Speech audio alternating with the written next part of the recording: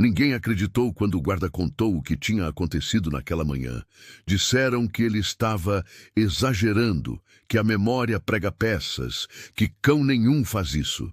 Mas havia testemunhas. E havia um homem vivo para provar.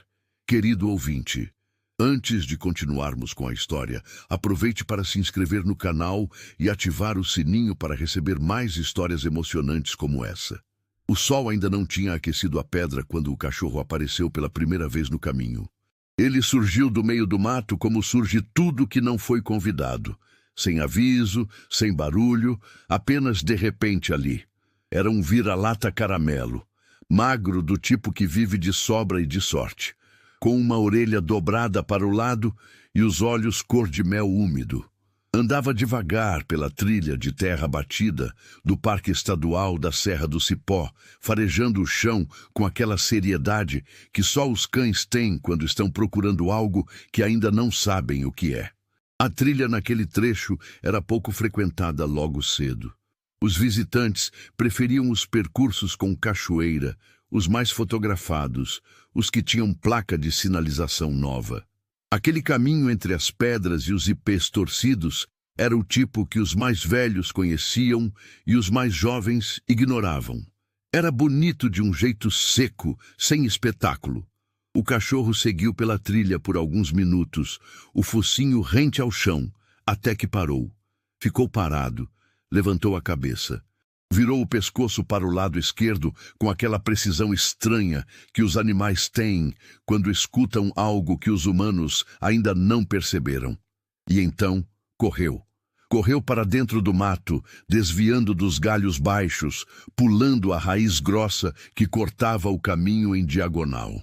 Parou a alguns metros da trilha principal, diante de uma árvore de tronco largo, um angico velho cujas raízes saíam do chão em arcos.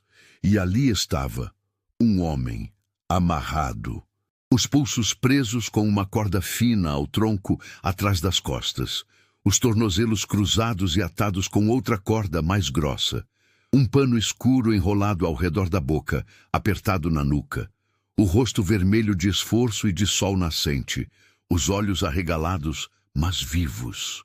Muito vivos. O cachorro ficou imóvel por um segundo, farejando o ar ao redor do homem. Depois, soltou um latido curto, agudo, e começou a andar em círculos. O homem moveu os dedos. Tentou fazer algum som por baixo da mordaça, mas o que saiu foi apenas um gemido abafado, quase nada. Seus olhos acompanharam o cachorro com uma intensidade desesperada, como se soubesse que aquele animal era a única possibilidade real que tinha. E ali estava o problema. O cachorro estava só. Não havia ninguém mais naquele trecho da trilha. Nenhuma voz ao longe, nenhum passo, nenhum barulho humano. Apenas o vento nos galhos, os pássaros distantes e o latido do cão, que agora ecoava entre as pedras sem encontrar resposta. O animal ficou parado mais alguns segundos, olhando para o homem amarrado. Depois virou e correu de volta para a trilha. Edmundo Cavalcante tinha saído de casa às 6 da manhã. Era o tipo de hábito que ele havia construído nos últimos 2 anos, depois que o médico bateu na mesa e disse que ou ele mudava o ritmo, ou o ritmo mudaria por ele. 58 anos, pressão alta, triglicerídeos fora de controle e uma empresa de engenharia civil que exigia dele mais do que seu corpo estava disposto a oferecer. Caminhada todo dia útil. Esse foi o acordo. A trilha da Serra do Cipó era o lugar que ele havia escolhido nas últimas semanas. Ficava a 40 minutos de carro de Belo Horizonte, tinha boa sinalização no começo e oferecia aquela sensação de isolamento que ele precisava para pensar. Pensava muito enquanto caminhava. Nos contratos, nas obras atrasadas, no filho que havia se afastado depois do divórcio, na ex-mulher que havia refundado a própria vida enquanto ele ainda tentava entender o que tinha dado errado na dele. Naquela manhã específica, ele havia chegado ao parque mais cedo do que o habitual. Deixou o carro no estacionamento, cumprimentou o vigia da entrada com um aceno e tomou o caminho de sempre, O trilho secundário que ele havia descoberto por acaso 3 semanas antes, quando havia se perdido tentando fotografar uma flor que nunca conseguiu identificar. Não chegou a perceber os 2 homens até que já era tarde demais. Surgiram de trás de um afloramento de pedra, rápidos, coordenados. Um deles tinha uma faca, o outro carregava a corda. Não disseram muita coisa, apenas o necessário: carteira, celular. E que se ele gritasse, o que acontecia depois seria culpa dele. Edmundo não gritou, entregou a carteira, entregou o celular. Ficou quieto enquanto o amarravam com uma eficiência que o assustou mais do que a faca, porque aquela eficiência sugeria prática. Os 2 homens sumiram pelo mato em menos de 2 minutos, e ele ficou ali, de costas para o angico, sentindo a casca áspera da árvore contra as mãos, tentando controlar a respiração por baixo da mordaça. O primeiro pensamento foi sobre a pressão. O médico havia falado em evitar situações de estresse intenso. O segundo pensamento foi sobre o filho. Chamava Renato, tinha 24 anos e morava em Recife. Eles haviam se falado pela última vez há 42 dias, numa ligação curta e educada que não disse nada importante. Edmundo não havia marcado aquela data no calendário, mas o número estava guardado de um jeito que os sentimentos guardam, sem pedir permissão. O terceiro pensamento foi mais simples e mais urgente. Não havia ninguém que soubesse onde ele estava. O sol foi subindo.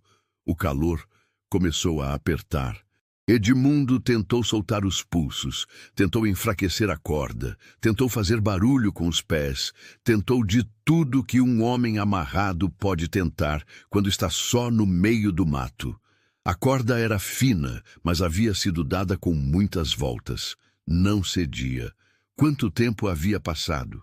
Ele não sabia. Podia ser 1 hora, podiam ser 2, e então ouviu o barulho das patas. O cachorro chegou por entre os galhos, como se conhecesse aquele caminho, o focinho levantado, os olhos fixos. Parou a poucos metros. Ficou olhando para Edmundo com aquela expressão que os cães têm quando estão avaliando uma situação que não entendem completamente, mas que reconhecem como errada. Edmundo tentou falar. O pano na boca transformou as palavras em sons inúteis. Ele moveu os dedos, moveu os ombros, tentou comunicar com o corpo o que não conseguia com a voz. O cachorro avançou 2 passos, parou, farejou o ar. Vai, pensou Edmundo. Vai buscar alguém. Por favor. O cão latiu uma vez, curto, e correu. O guarda chamava Marcos Venâncio e tinha 41 anos de trabalho em parques e reservas. Começou como voluntário, virou contratado, ganhou a farda e o crachá e nunca mais pensou em fazer outra coisa. Conhecia cada palmo daquela trilha, sabia em qual pedra escorregava quando chovia e em qual parte o mato ficava mais fechado na época de seca. Tinha orgulho tranquilo disso, o tipo de orgulho que não precisa ser declarado para existir. Naquela manhã, ele fazia a ronda de sempre pelo trecho inicial do trilho secundário, quando o cachorro apareceu. Veio latindo, parou na frente dele, latiu mais, deu meia volta, correu alguns metros, parou, olhou para trás. Marcos parou, olhou para o animal.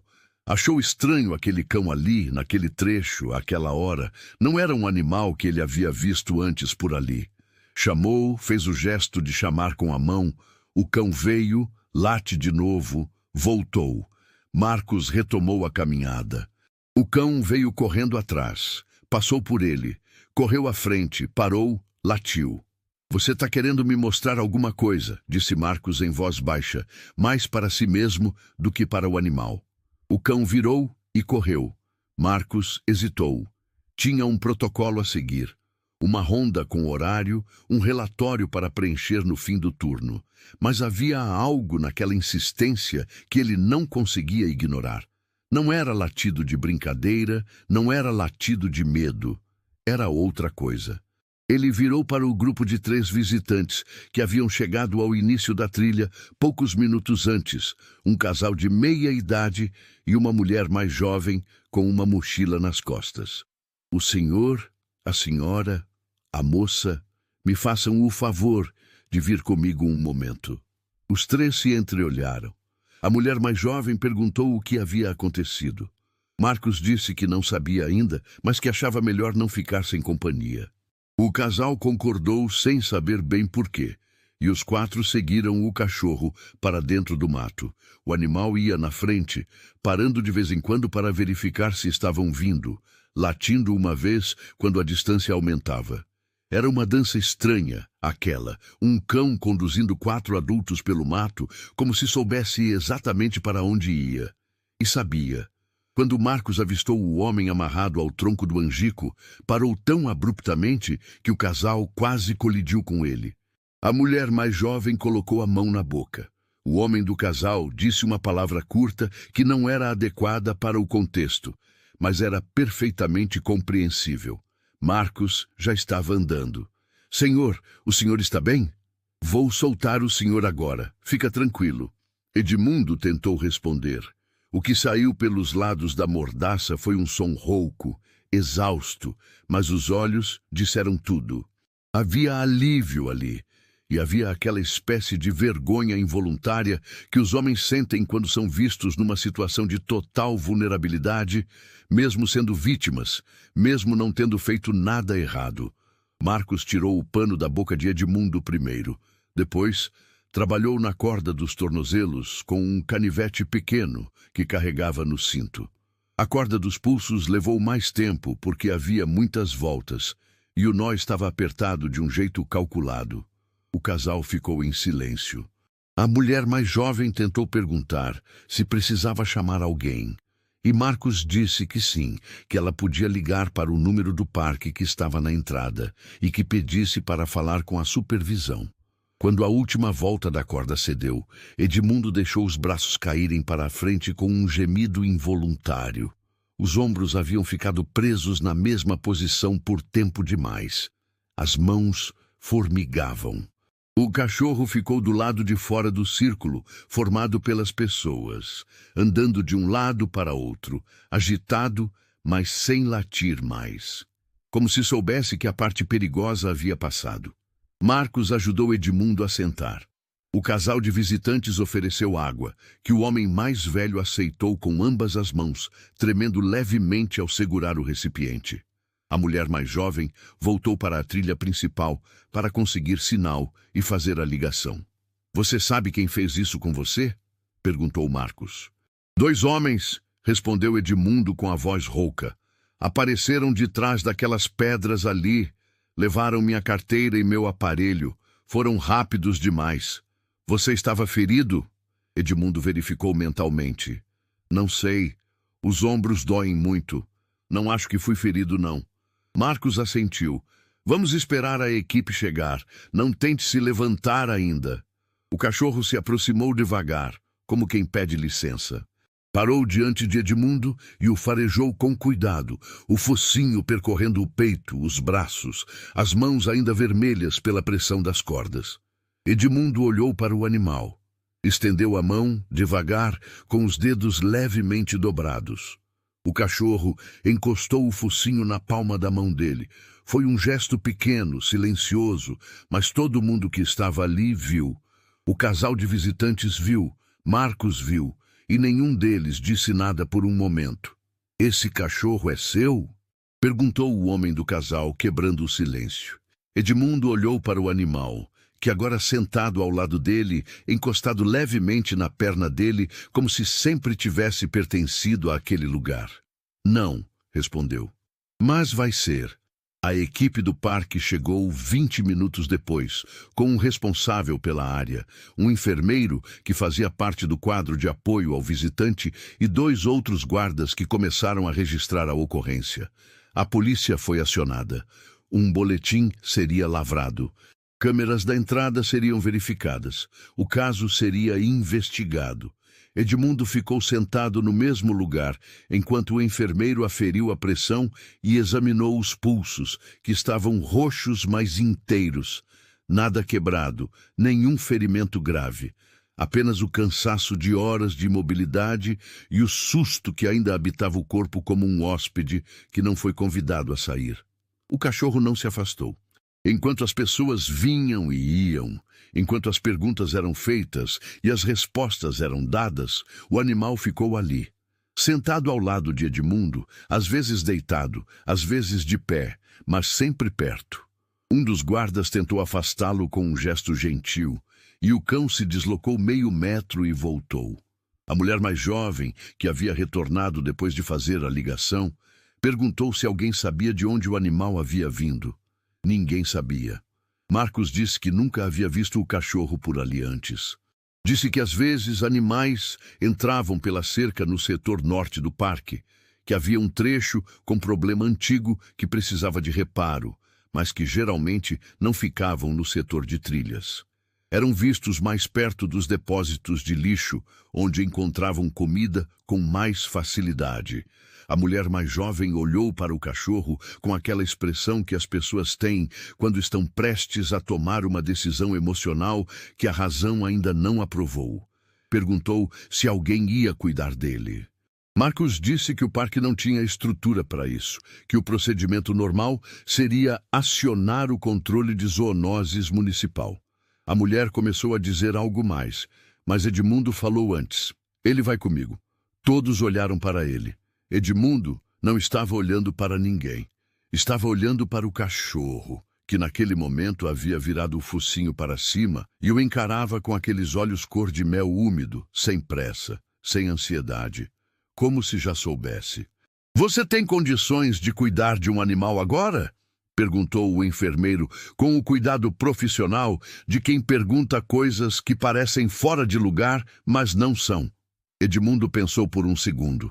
"Tem dias que eu mal consigo cuidar de mim mesmo", respondeu. "Mas acho que ele não precisaria muito de mim. Acho que seria o contrário." O enfermeiro não respondeu, mas anotou alguma coisa no papel que carregava, e havia um sorriso pequeno no canto da boca enquanto escrevia. A tarde chegou com aquela lentidão que os dias difíceis têm, quando finalmente começam a ceder.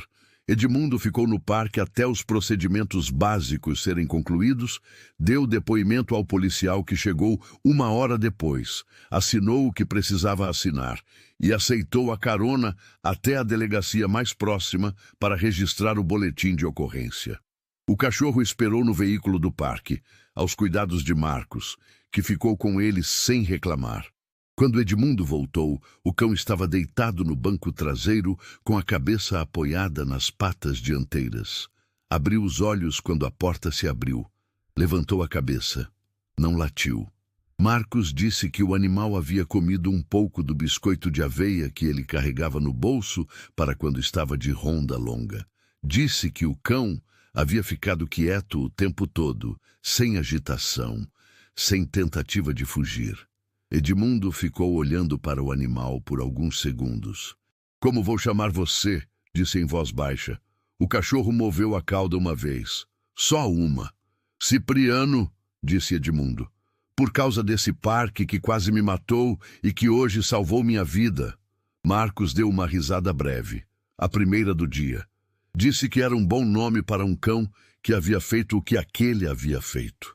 Disse também, com aquela seriedade de quem trabalha ao ar livre e aprende a reconhecer coisas sem conseguir explicar, que havia animais que apareciam em momentos específicos e em lugares específicos, e que seria impossível provar por quê, mas que também seria impossível dizer que era apenas coincidência. Edmundo disse que não sabia se acreditava nisso, mas que sabia que estava vivo e que o cachorro era parte disso. Os dois homens ficaram em silêncio por um momento, olhando para Cipriano, que havia voltado a deitar a cabeça nas patas com aquela calma que parecia mais velha do que ele. Naquela noite, de volta ao apartamento em Belo Horizonte, Edmundo fez 3 coisas que não fazia há muito tempo. A primeira foi ligar para o filho. Renato atendeu depois do terceiro toque, com aquela cautela de quem recebe uma ligação do pai num horário incomum e não sabe o que esperar. Edmundo disse que havia acontecido algo, que estava bem, que não precisava de nada, mas que queria contar. E contou. Tudo, desde o estacionamento vazio de manhã cedo até a mão vermelha encostada no focinho do cachorro no meio do mato. Renato ficou em silêncio por um momento longo quando o pai terminou. Depois disse: "Você está bem de verdade?" "Estou", disse Edmundo. "Estou melhor do que eu estava ontem." Outro silêncio. Depois: "Quero conhecer esse cachorro." Foi o mais longo que eles haviam conversado em mais de um ano. A segunda coisa que Edmundo fez foi sentar no chão da cozinha. Não havia planejado. Simplesmente estava de pé, preparando alguma coisa para comer. E, de repente, estava sentado, as costas na geladeira, as pernas esticadas. O peso do dia havia chegado de uma vez só. Aquela onda que espera o perigo passar para aparecer. Os olhos arderam. Ele deixou. Ninguém estava vendo. Cipriano atravessou a cozinha com passos suaves.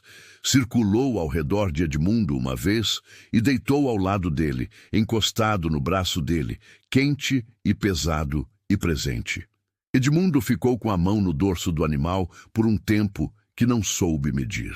A terceira coisa que ele fez foi escrever uma mensagem para o médico, pedindo consulta para a semana seguinte. Não porque a pressão havia subido, não porque havia algum sintoma novo, apenas porque havia decidido naquele chão de cozinha que queria continuar vivo por mais tempo. Não por obrigação ou medo, como havia sido nos últimos 2 anos, mas porque havia algo ali que valia. Nos dias seguintes, a história correu. O relato de Marcos foi compartilhado pelos outros guardas, chegou à supervisão do parque, saiu dali para os frequentadores habituais, e de lá para onde as histórias vão quando as pessoas precisam acreditar que há coisas boas acontecendo no mundo. Não havia exagero no que foi contado, porque o que havia acontecido de verdade já era difícil de acreditar sem nenhum acréscimo. Um cão sem dono, sem treinamento, sem nenhuma razão prática para fazer o que havia feito, havia encontrado um homem amarrado no meio do mato, havia buscado ajuda, havia insistido quando não foi compreendido na primeira tentativa e havia levado as pessoas certas ao lugar certo. Havia testemunhas, 4 delas. Edmundo não falou com nenhum veículo de comunicação, não quis.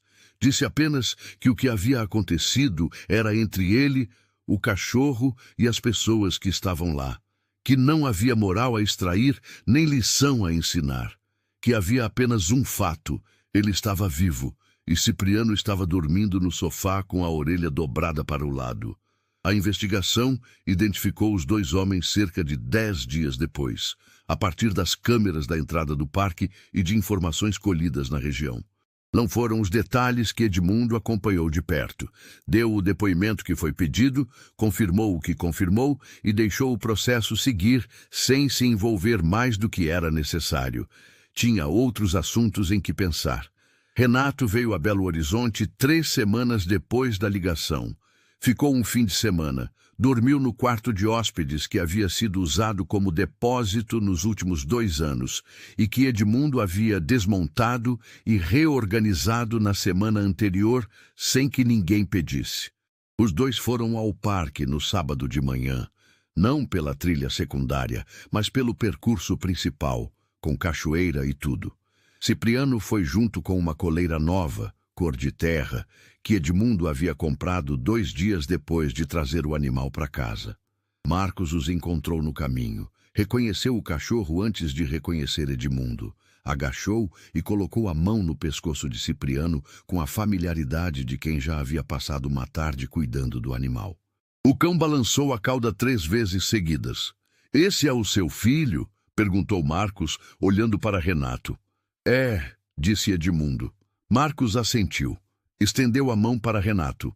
Disse que era uma honra. Renato apertou a mão e disse que era dele. Não havia nada grandioso naquele momento. Nenhum discurso, nenhum gesto exagerado. Apenas 4 pessoas e um cachorro numa trilha de parque num sábado de manhã em Minas Gerais.